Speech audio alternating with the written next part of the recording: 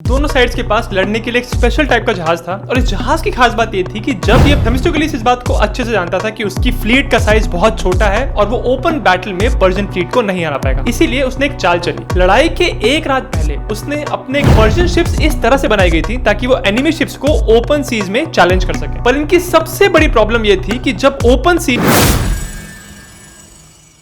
कहानी शुरू होती है साल 480 BC से, यानी आज से लगभग 2500 साल पहले। उस जमाने में पर्शियन एम्पायर दुनिया भर के सबसे बड़े साम्राज्यों में से एक था। अगर हम आज के वर्ल्ड का मैप देखें तो इसमें बहुत सारे कंट्रीज आते थे, जैसे ईरान, इराक, लेबनान, सीरिया और मिडिल ईस्ट के बहुत सारे रीजन्स। दूसरी तरफ ग्रीस का कोई एक एम्पायर नहीं था, इसका कोई एक राजा नहीं था, बल्कि इसके अंदर बहुत सारे छोटे छोटे सिटी स्टेट्स थे और हर सिटी स्टेट का अपना एक लीडर होता था और ये सब लोग इंडिपेंडेंट होते थे। इन सारे सिटी स्टेट्स में स्पार्टा और एथेंस ज्यादा इंपॉर्टेंट थे और बाकी सारे सिटी स्टेट्स ज्यादातर इन्हीं दोनों की बात मानते थे। 490 BC में, यानी इस समय के 10 साल पहले, पर्शियन एम्पायर के राजा डायरियस द वन ने मैराथन की लड़ाई में एथेनियंस और कुछ ग्रीक एलाइज को एंगेज किया था और इस लड़ाई में उनकी हार हुई थी। मैराथन की लड़ाई को ग्रेको पर्शियन वॉर की पहली इंपॉर्टेंट लड़ाई मानी जाती है और उसके बारे में मैंने एपिसोड 1 में बताया है। उस एपिसोड को देख के आपको पूरा समझ में आ जाएगा कि ग्रीक और पर्शियंस में इतनी दुश्मनी क्यों थी। बहरहाल इस लड़ाई के कुछ सालों के बाद डायरियस द वन की मृत्यु हो जाती है और उसके बाद उनके बेटे जर्सिस पर्शियन एम्पायर के राजा बनते हैं और राजा बनते ही उन्होंने मन में ठाना हुआ था कि अपने पिता के अधूरे सपने को वो पूरा करेंगे और ग्रीक सिटी स्टेट्स को अपने घुटनों पे लेके आएंगे। इसीलिए फिर 480 BC में उन्होंने एक बड़ी इन्वेजन फोर्स तैयार की और वो निकल पड़े ग्रीक सिटी स्टेट्स पे हमला करने के। अपने कैंपेन के शुरुआती महीनों में उन्होंने एक एक करके नॉर्दर्न ग्रीस के बहुत सारे ग्रीक सिटी स्टेट्स को अपने कंट्रोल में लिया, उनको हराया। और जब ये बात स्पार्टा और एथेंस और बाकी जो साउथ के ग्रीक सिटी स्टेट्स थे उनको पता चली, तब उन्होंने डिसाइड किया कि नहीं, अब इनको हमको रोकने के लिए आगे बढ़ना पड़ेगा और इसीलिए फिर स्पार्टा और उनके कुछ एलाइज ने मिलकर अपनी एक लैंड फोर्स पर्शियन फोर्स को रोकने के लिए थर्मोपली में भेजी और यहां पे लड़ाई होती है द बैटल ऑफ थर्मोपली, जिसपे 300 की मूवी भी आधारित है। उसी बैटल के बारे में मैंने एपिसोड 2 में बताया है।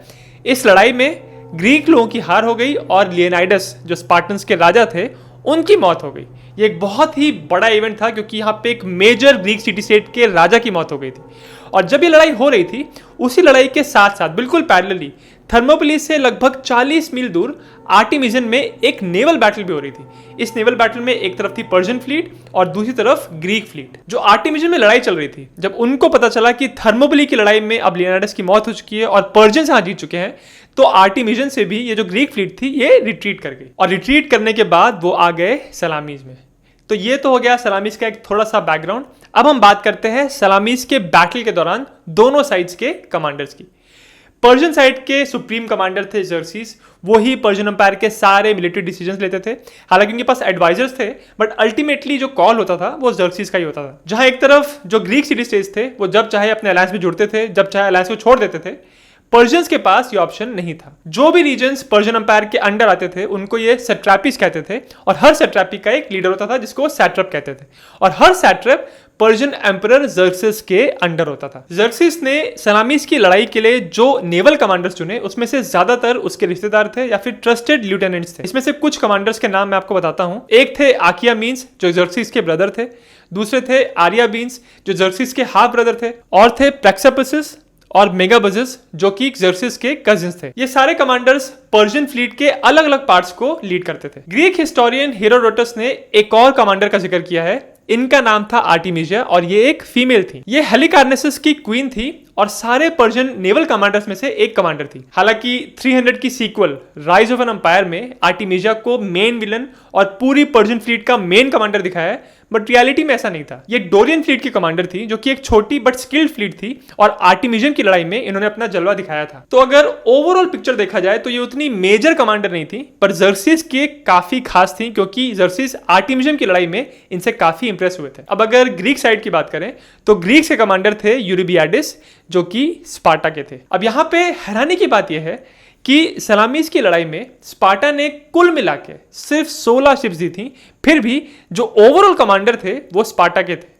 ऐसा इसलिए था क्योंकि स्पार्टन्स ये इंसिस्ट कर रहे थे कि सारे ग्रीस में सबसे बड़ी मिलिट्री पावर स्पार्टन्स है और इसीलिए जो भी मेजर लड़ाई हो रही है, चाहे वो लैंड बैटल हो चाहे वो नेवल बैटल हो, उसके कमांडर स्पार्टन को ही होना चाहिए। अब अगर यूरिबियाडिस की बात करें तो वो कोई किंग नहीं थे, रॉयल फैमिली से नहीं आते थे, ये एक नॉर्मल फौजी थे जो कि अपने एक्सपीरियंस की वजह से और अपने स्किल की वजह से धीरे धीरे ऊपर तक पहुंचे थे और इसीलिए अपने सोल्जर्स में इनकी काफी रिस्पेक्ट थी। यूरिबियाडिस का ज्यादातर एक्सपीरियंस लैंड बैटल्स में था, पर फिर भी सलामीस के नेवल बैटल में उनकी लीडरशिप बहुत काम आई, क्योंकि वो ही थेमिस्टोक्लिस के विजन और उनके टैक्टिक्स को समझ पाए और उनके वजह से ही ये जो पूरी ग्रीक फ्लीट थी उन्होंने वॉर के दौरान अच्छे से कोऑर्डिनेट किया। सलामीस की लड़ाई में जिस सिटी स्टेट ने सबसे ज्यादा शिप्स दी थी वो था एथेंस। इन्होंने 200 शिप दी थी इस लड़ाई के लिए, पर फिर भी वो स्पार्टन लीडरशिप को मानने के लिए तैयार हो गए।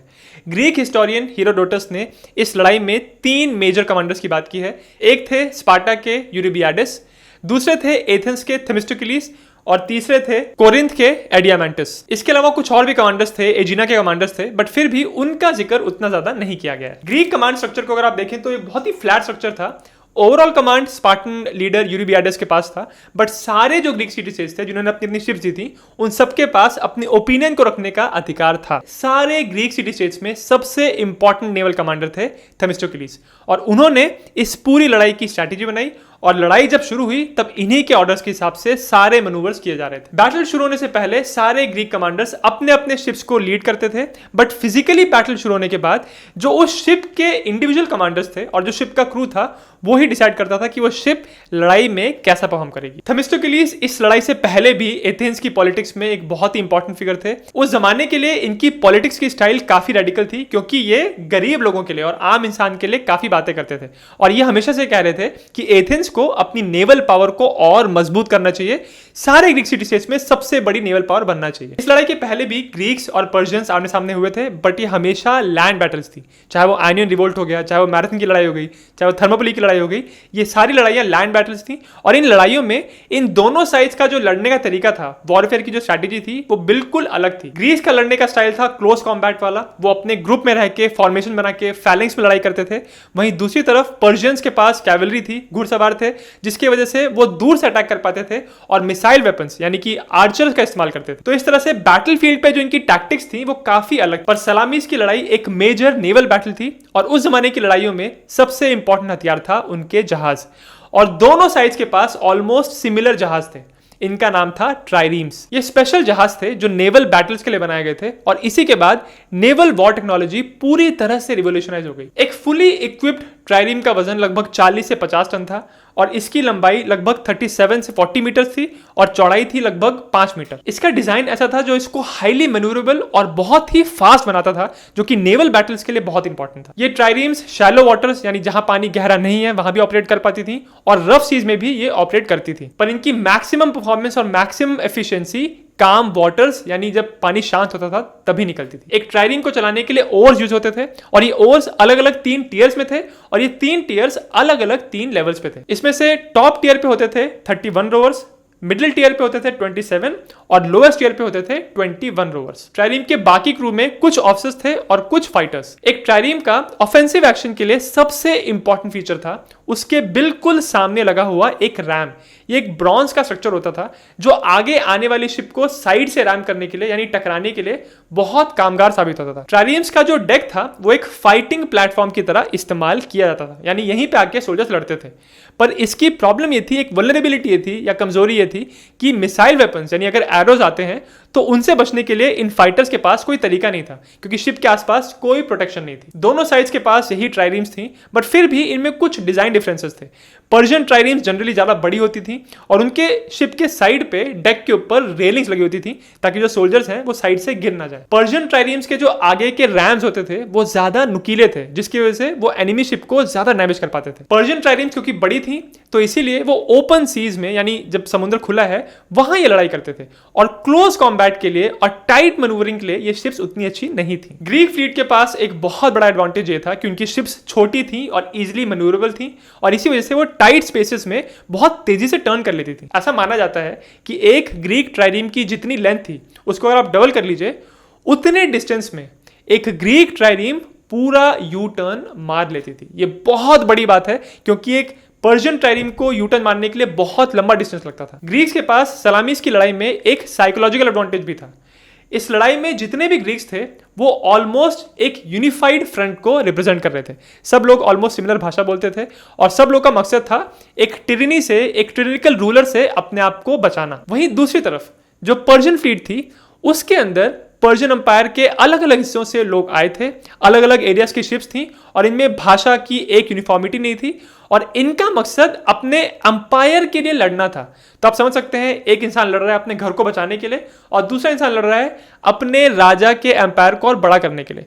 ऑब्वियसली जो अपने घर को बचाने के लिए लड़ रहा है वो ज्यादा फीरियसली लड़ेगा और वो ज्यादा डेडिकेटेड होगा। इस लड़ाई के दौरान एथेनियंस इतने डेस्परेट थे कि अपने शहर के सबसे गरीब लोगों को और गुलामों को भी वो शिप्स पे लेके आए। जो भी लोग शरीर से मजबूत होते थे उनको ये रोवर्स बनाते थे जो शिप्स चलाते थे और इसके बदले में उनको कुछ खाना, रहने की जगह और कभी कभार थोड़ी सी सैलरी मिलती थी। जनरली एक ग्रीक ट्राइरीम के ऊपर 16 ऑफिसर्स, 10 हॉप्लाइट्स, कुछ आर्चर्स और बाकी क्रू होता था और ये सारे जितने भी क्रू थे उनको शिप के अलग अलग हिस्सों में डिस्ट्रीब्यूट किया रहता था ताकि शिप के ऊपर जो वजन है वो एकदम बराबर रहे और शिप इजीली टिल्ट ना हो। क्योंकि ग्रीक ट्राइरीम्स छोटी थी, हल्की थी और इनके डेक के ऊपर रेलिंग्स नहीं लगी थी, इसीलिए जब सोल्जर्स डेक के ऊपर फाइट करते थे, स्पेशली अपने डेक से जब वो एनिमी शिप के ऊपर कुछ फेंकते थे, चाहे वो एक भाला हो गया, जैवलिन हो गया या फिर एक टिपिकल आर्चर जब फायर करता था, तो वो जनरली बैठ के करते थे ताकि उनका बैलेंस बना रहे। इनकी मेन स्ट्रेटेजी ये थी कि जब डिस्टेंस है तो दूर से एनिमी शिप के ऊपर अपने भाले फेंक के या कुछ भी प्रोजेक्टाइल फेंक के हमला करना और जब पास में पहुंच जाओ तो अपनी शिप से एनिमी शिप को रैम करना, यानी बहुत जोर से टकराना। और इसी के लिए उनकी शिप के आगे वो रैम लगे होते थे। इनकी 2 मेन टैक्टिक्स थी।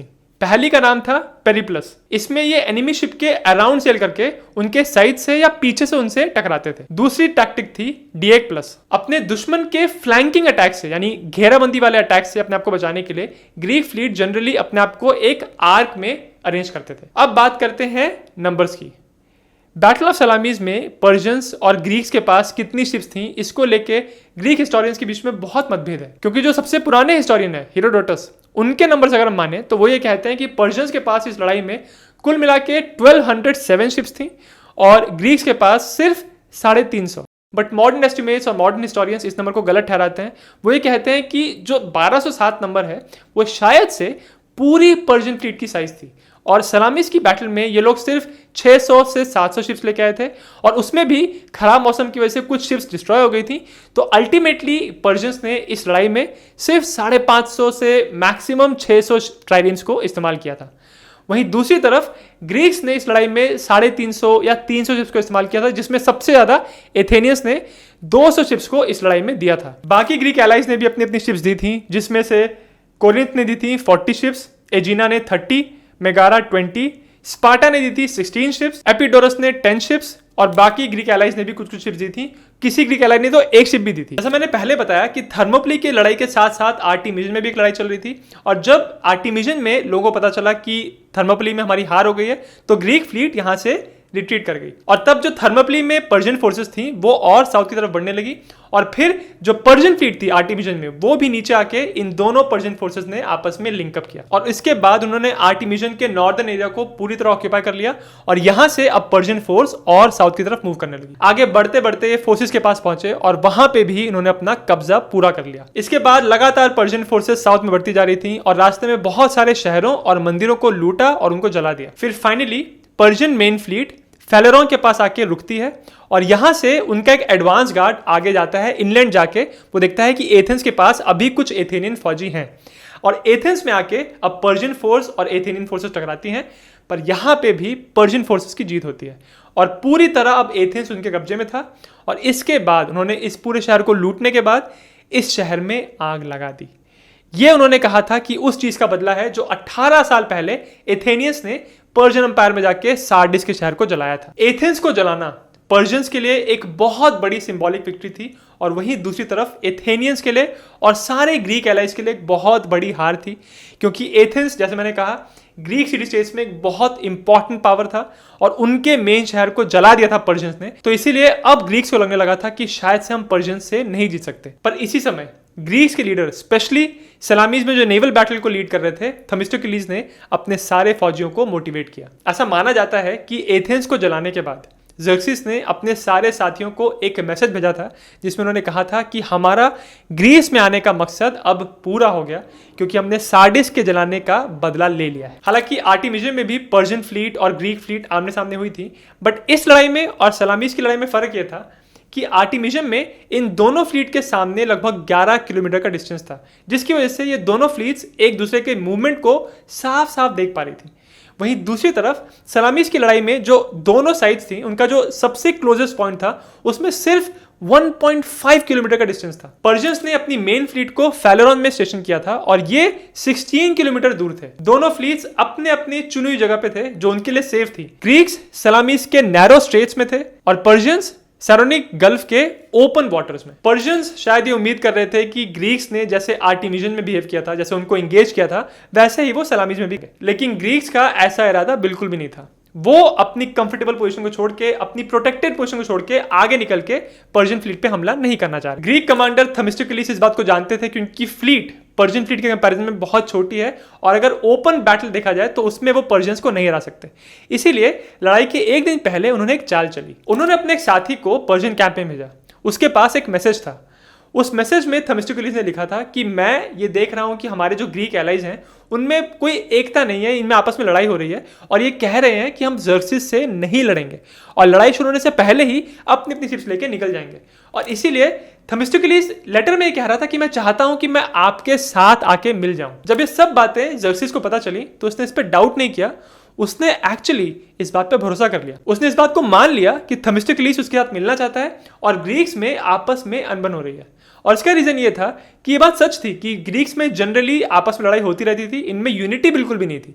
तो ज़र्क्सिस का इरादा ये था कि जैसे ही दिन की सुबह होगी और एक एक शिप यहां से निकलना शुरू करेंगी तब हम इनके ऊपर हमला करेंगे ताकि हम इनको कमजोरी के दौरान इन पे अटैक करके इनको पूरी तरह निस्तो नाबूद कर दें। ज़र्क्सिस सोच रहा था कि अगर ग्रीक्स भागने वाले हैं तो उनके हर एस्केप रूट को पूरी तरह ब्लॉक करना होगा। ज़र्क्सिस ने अपने इजिप्शियन स्क्वाड्रन को ऑर्डर दिया कि सलामीस के चारों तरफ सेल करें और मेगारा चैनल को ब्लॉक कर दे। उसके साथ उसने अपने 2 और स्क्वाड्रन्स को सिटालिया आइलैंड के आसपास तैनात कर दिया ताकि यहां से भी कोई शिप निकल ना पाए। समुद्र के इस नैरो एरिया में बैटल होने की पॉसिबिलिटी के चलते ज़र्क्सिस ने एक और चीज की। उसने सिटालिया आइलैंड के ऊपर भी अपने 400 फौजियों को तैनात कर दिया ताकि लड़ाई के दौरान जब यहां पे शिप डूब रही हो और ग्रीक फौजी यहां से भाग के इस आइलैंड पे बचने की कोशिश करें तो उस आइलैंड पे उनको पर्शियन सोल्जर्स मिले। इस तरह से कोई भी ग्रीक फौजी, कोई भी ग्रीक सेलर बच के सिटालिया आइलैंड पे भी नहीं जा पाएगा। ज़र्क्सिस ने माउंट एगिरिस के नीचे जो स्लोप्स थे वहां पे अपना कमांड पोस्ट बनाया जहां से उसको सारी जो नेवल बैटल थी उसका बिल्कुल क्लियर व्यू मिल रहा था। इसी दौरान एक ग्रीक शिप जो उस एरिया से निकली थी जो पर्शियन कंट्रोल के अंदर थे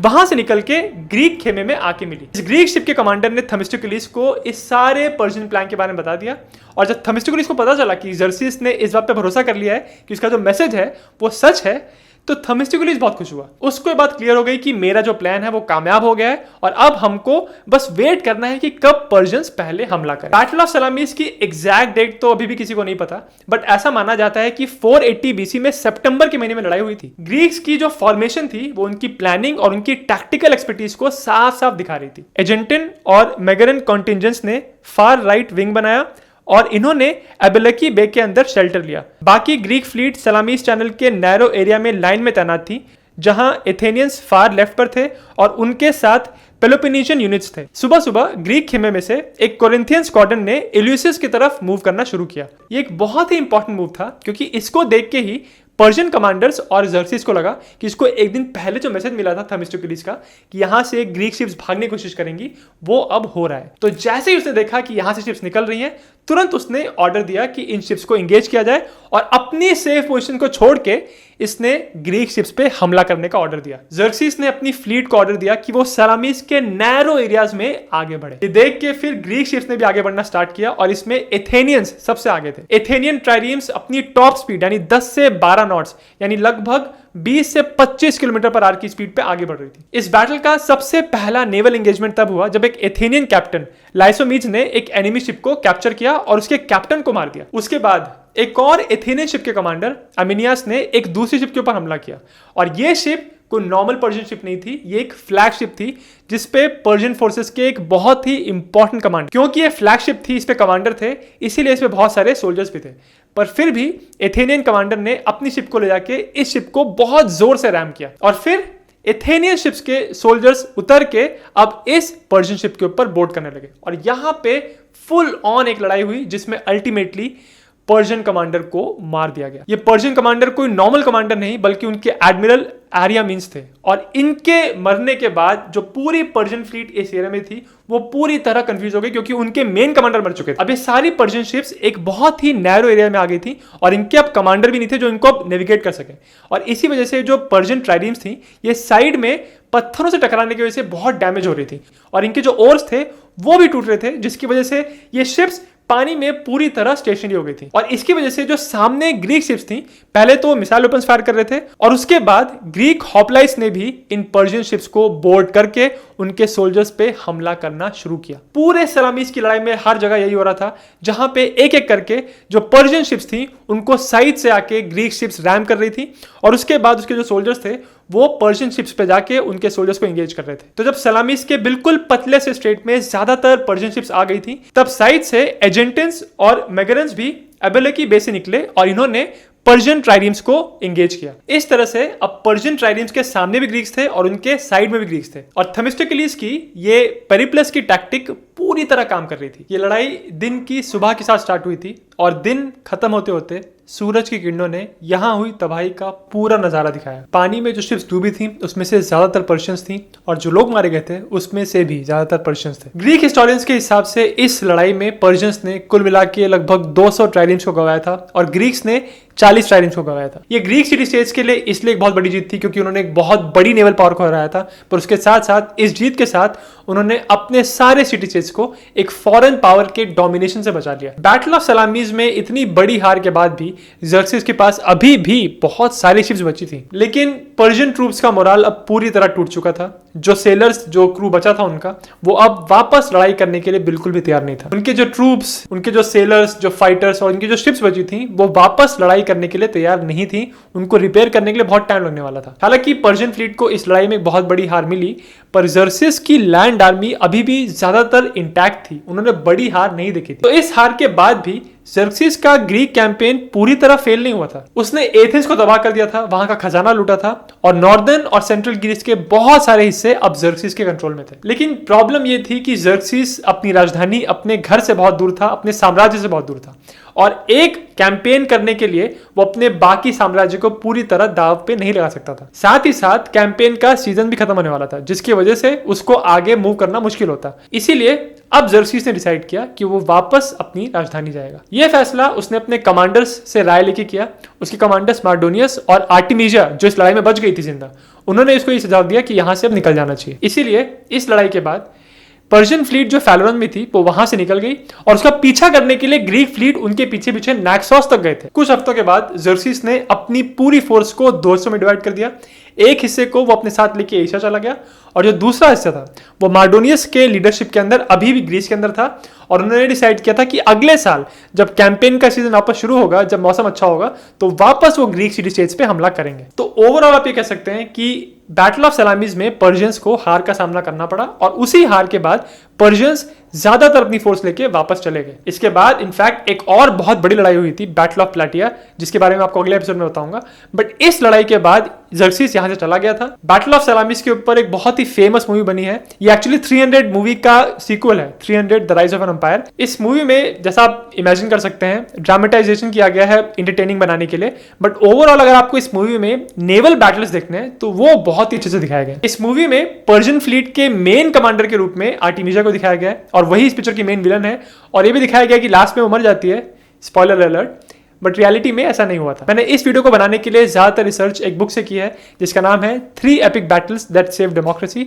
उस बुक का लिंक डिस्क्रिप्शन में। ये वीडियो मेरी ग्रेको पर्शियन वॉर्स की मिनी सीरीज का एपिसोड नंबर 3 है और इसके आगे और पीछे वाले एपिसोड्स का लिंक मैं इस वीडियो के डिस्क्रिप्शन में डाल दूंगा। और अगर आपको वीडियो अच्छा लगा तो मेरे चैनल जिज्ञासियम को सब्सक्राइब जरूर करें।